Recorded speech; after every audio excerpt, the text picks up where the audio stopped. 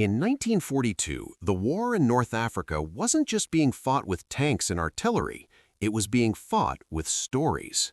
The desert became a stage, and on that stage, three men were transformed into something larger than generals.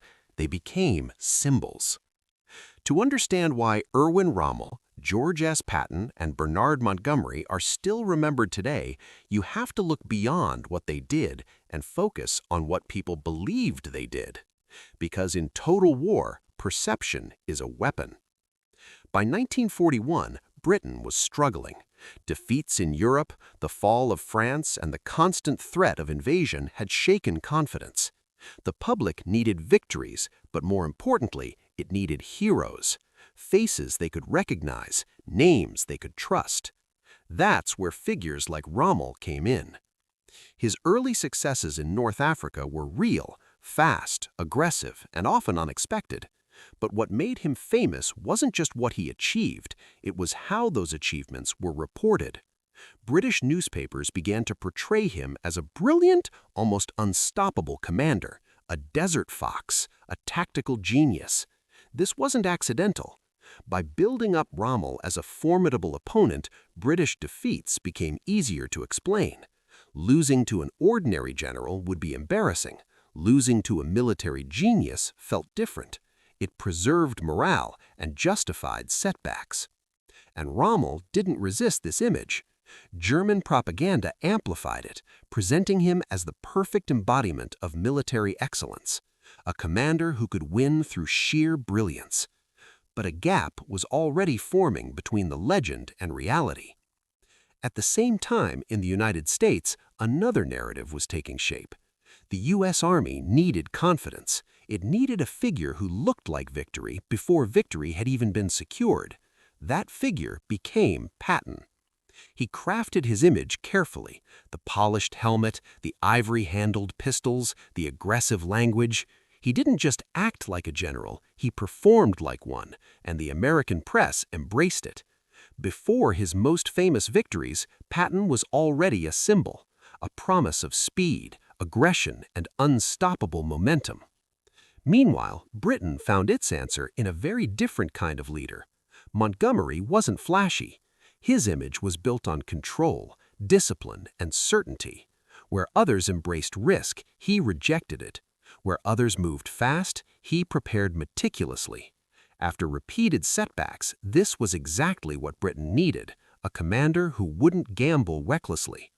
When he took command in North Africa, the narrative shifted. This wasn't just a new general, this was the one who would fix everything. But here's the critical point. All three of these men were shaped by forces far larger than themselves. Governments, media, and public expectations all played a role in constructing their reputations, and those reputations served a purpose. They boosted morale. They simplified complex campaigns into clear human stories. But they also created distortions. Because wars like this aren't won by individuals alone. They're won by logistics, production, and coordination across entire systems. Yet the myth of the great commander ignores those limits. It tells us victories come from brilliance and failures happen despite it. By the time these generals faced real tests, their reputations were already established, sometimes larger than their actual achievements. And once a reputation takes hold, it becomes difficult to challenge. Every success reinforces it. Every failure gets explained away. So the real question isn't just who these men were, it's how much of what we believe about them is actually true. Because before judging whether any of them were overrated, we have to strip away the myths that made them famous. Only then can we see what was really happening behind the headlines. By early 1941, the war in North Africa had become something no one had fully anticipated. A fast-moving, unpredictable campaign fought across vast distances where speed often mattered more than strength. Into this chaos stepped Erwin Rommel, a commander who would quickly earn a reputation as one of the most daring generals of the entire war. At first, his success seemed almost unbelievable. Within weeks of arriving, Rommel launched a series of rapid offensives that pushed British forces back hundreds of kilometers. Positions that were supposed to hold collapsed. Carefully planned defensive lines were bypassed or overwhelmed. His ability to move quickly, strike unexpectedly, and exploit weak points created the impression of a commander who operated on an entirely different level. This was the beginning of the Desert Fox legend. But even in these early victories, there were warning signs. Rommel's style of command was aggressive to the point of recklessness. He frequently pushed his forces forward without waiting for full supply support. Fuel, ammunition, spare parts, these weren't secondary concerns in North Africa. They were everything. The desert punished overextension brutally, and every kilometer advanced stretched supply lines thinner. Yet Rommel kept advancing. In some cases, he acted without explicit authorization, launching offensives based on opportunity rather than long-term planning. Tactically, this often worked. Strategically, it created growing risks. Each success pushed his army further from its logistical base, increasing dependence on vulnerable supply routes across the Mediterranean. And those routes were under constant threat. British naval and air power repeatedly disrupted Axis shipping. A significant portion of supplies never even reached North Africa. Of what did arrive, much was lost before it could reach the front. Trucks broke down. Fuel was consumed simply transporting more fuel. The deeper Rommel advanced, the more fragile his entire position became. This is where the gap between perception and reality becomes clear. Rommel was seen as a master of maneuver, and he was, but maneuver alone couldn't solve structural problems. No matter how skillful the battlefield decisions, they couldn't compensate for shortages that grew worse over time. By 1942, the situation had reached a critical point. Rommel pushed into Egypt, aiming for a decisive breakthrough that could potentially knock Britain out of the region. On paper, it looked like another bold gamble that might succeed. In reality, his forces were already strained to the limit. Then came the Second Battle of El Alamein. This battle is often remembered as a turning point, and it was, but the reasons why matter more than the outcome itself. Rommel's army was outnumbered. It was short on fuel. Many of his units were understrength. Meanwhile, British forces had spent months building up supplies, reinforcing positions, and preparing for a sustained offensive. When the battle began, the imbalance was clear. Rommel still attempted to maneuver, still tried to outthink his opponent, but this time there was no room left to compensate. Without fuel, mobility disappeared. Without reserves, breakthroughs couldn't be exploited. Without secure supply lines, even holding position became difficult. The result wasn't just defeat, it was collapse. From that point on, Axis forces in North Africa were in retreat. So how should Rommel be judged? On one hand, his early campaigns demonstrated real tactical brilliance. His ability to react quickly, seize initiative, and exploit enemy mistakes was exceptional. Few commanders in the war operated with that level of speed and confidence. On the other hand, those same qualities contributed to his long-term failures. By consistently prioritizing short-term gains over logistical stability, Rommel created situations where success could not be sustained. His offensives often achieved dramatic results, but at a cost that made future operations weaker, not stronger. This raises a difficult question. Was Rommel a genius trapped by circumstances, or a commander whose own decisions amplified the very problems he faced? It's easy to admire boldness, especially when it produces immediate results. Rapid advances, dramatic victories, and constant pressure on the enemy all create a powerful image of effectiveness. But war isn't decided by moments, it's decided by outcomes over time. And when measured that way, Rommel's record becomes more complicated. He won battles, but struggled to convert them into lasting strategic success. He inspired both fear and respect, but operated within a system that he often pushed beyond its limits. In the end, the legend of the Desert Fox tells only part of the story. By the time Bernard Montgomery took command in North Africa in 1942, the British Army had already been through a cycle of hope and disappointment. Advances had been followed by retreats. Plans had failed under pressure. Confidence was low. Montgomery understood something critical from the very beginning. This wasn't just about winning battles. It was about restoring belief. Unlike his predecessors, he didn't rush into action.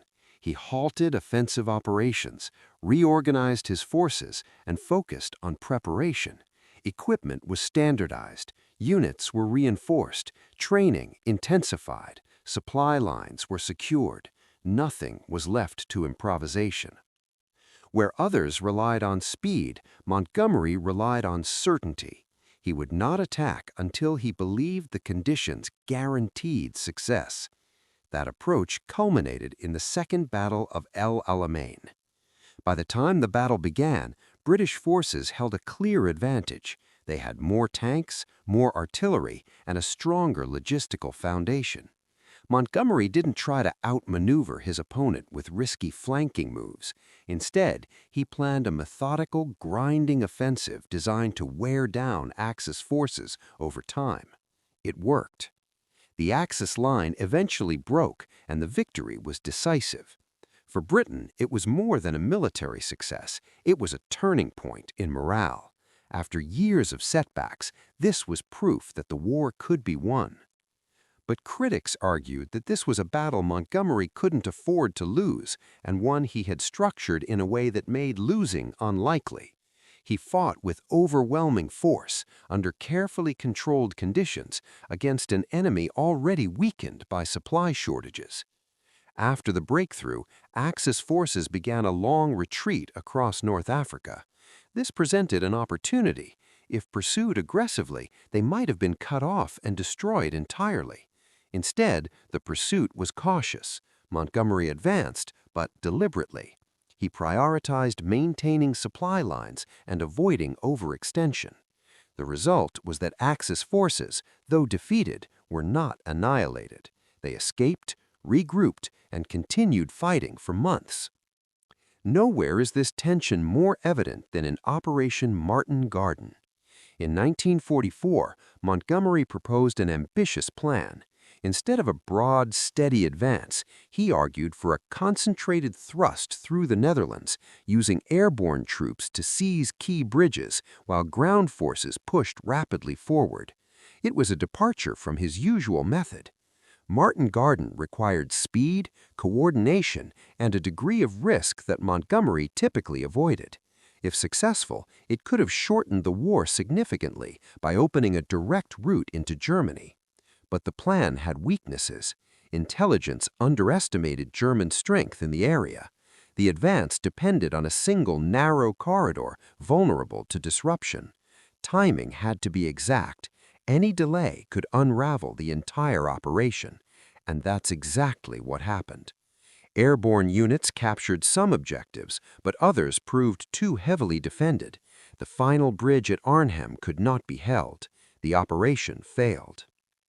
What makes this failure striking is how it contrasts with Montgomery's usual reputation. The same commander known for caution had approved a plan that depended on optimistic assumptions and tight coordination under uncertain conditions. Montgomery was highly effective at organizing, preparing, and executing set-piece battles where he controlled the variables. Under those conditions, he delivered results. El Alamein demonstrated that clearly. But when faced with fluid situations requiring rapid adaptation, or when he chose to take risks outside his usual style, the results were far less consistent. Was he a disciplined, reliable commander who understood the importance of minimizing risk? Or was he overly cautious, missing opportunities that more aggressive leaders might have seized? His reputation rests on a balance between control and hesitation, between careful planning and moments where that caution either limited success or disappeared entirely. By the summer of 1944, George S. Patton had become one of the most recognizable Allied commanders, not just for his battlefield achievements, but for his larger-than-life persona. He embodied speed, aggression, and decisiveness, the qualities the United States desperately wanted to see in a leader. Yet behind the image lay a far more complicated reality. After the breakout from Normandy, Third Army Patton moved with astonishing rapidity across France. Town after town fell. The Germans appeared unable to respond effectively to his relentless drive. This dash across France became legendary, feeding both morale and myth. Newspapers celebrated him as unstoppable, and soldiers came to see him as the embodiment of American power in Europe. But speed has limits, especially in war. Logistics struggled to keep up. Fuel shortages, stretched supply lines, and overworked troops began to slow the advance. By the time Patton's army reached Lorraine, momentum had stalled. The campaign was difficult and costly, yet it is rarely highlighted in popular accounts. Victory came, but only after significant attrition and careful planning. Patton's aggressive style was also shadowed by controversy. The slapping incidents, in which he reprimanded soldiers suffering from combat fatigue, shocked the public and drew criticism from his superiors. While intended to enforce discipline, they tarnished his reputation and raised questions about leadership under pressure. Then came the Battle of the Bulge. Patton's forces were crucial in halting the German offensive. On the surface, it appeared as another demonstration of genius. Yet when examined carefully, the outcome owed as much to the resources and reinforcements at his disposal as to tactical brilliance. Superior numbers, air support, and logistical advantages played a decisive role. Patton's decisions mattered, but they were enabled by conditions not often acknowledged in popular narratives. Patton was undeniably skilled at exploiting opportunities, inspiring troops, and moving fast. But his reputation often overshadows the reality that speed alone could not solve every problem.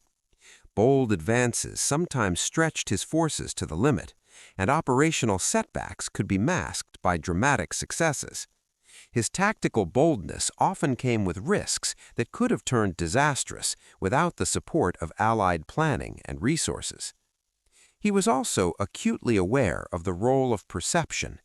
Patton's flamboyant public persona and fearless image were tools as much as they were reflections of his character. He understood that in modern warfare, morale and confidence were almost as critical as tanks and artillery. The way he projected fearlessness reassured his own troops and intimidated opponents, reinforcing the narrative that he was unstoppable.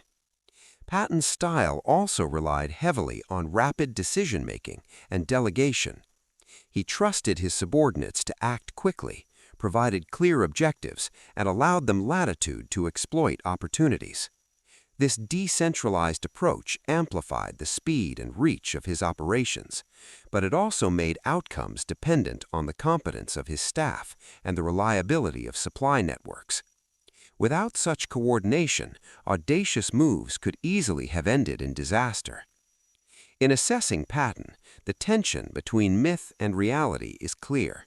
He was aggressive, charismatic, and decisive, but he was also a man operating within a system that often determined outcomes as much as his personal brilliance. His victories were real, but they were never free from the influence of logistics, intelligence, and timing. Ultimately, Patton's legacy is inseparable from the legend. His daring and boldness created the image of a commander who could do anything, yet the facts reveal a more nuanced story of calculated risk, systemic support, and the interplay between perception and reality. Even today, separating the man from the myth requires looking past the headlines and heroic portrayals to the realities of operational war.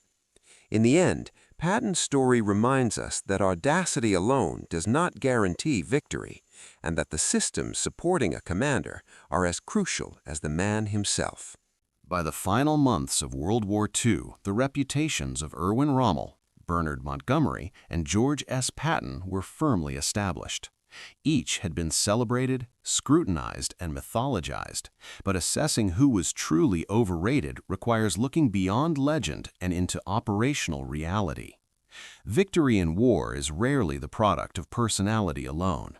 It is the outcome of systems, resources, and circumstances as much as leadership. Rommel is often remembered as the daring desert fox, capable of turning deserts into theaters of brilliance. He excelled in rapid maneuvers and inspired both fear and admiration. Yet his campaigns were chronically undermined by logistics, overextended supply lines, and the strategic limits of the Axis forces in North Africa. While his tactical skill was undeniable, his inability to convert battlefield victories into lasting strategic success highlights the gap between reputation and measurable accomplishment. His clever flanking moves and surprise attacks earned headlines and admiration, but when supply shortages and attrition set in, his armies were forced into retreat, showing the limits of audacity without systemic support. Montgomery, on the other hand, embodied meticulous planning, preparation, and overwhelming force. His victory at Second Battle of El Alamein demonstrated the effectiveness of methodical, controlled operations. However, he often avoided risk, pursued retreating enemies cautiously, and approved ambitious plans like Operation Martin Garden that relied on optimistic assumptions. His careful approach limited losses, but also restricted opportunities for decisive exploitation, making him seem safer than brilliant. His cautiousness won battles, but arguably prevented a faster end to campaigns, leaving some to question whether his reputation as a master strategist fully matched his operational impact. Patton's record represents the opposite extreme: audacious, fast, and aggressive, but highly dependent on systems and resources. His famous dash across France and role in the Battle of the Bulge highlight his ability to inspire troops and seize initiative. Yet many of his successes were enabled by logistics, intelligence, and allied support. Without those advantages, bold moves could have ended catastrophically. Patton's personality amplified his legend, creating a perception of genius that sometimes exceeded the realities on the ground. His flair for public display, combined with daring tactics, made him iconic, but it also obscured the teamwork, planning, and supply chains that enabled his success.